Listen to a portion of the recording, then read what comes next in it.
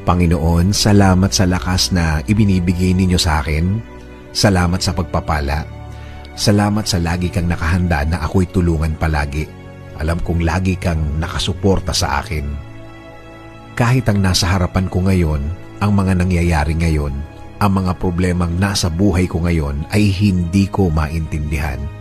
Kahit na ang tingin ko sa sitwasyon ko ngayon ay napakagulo.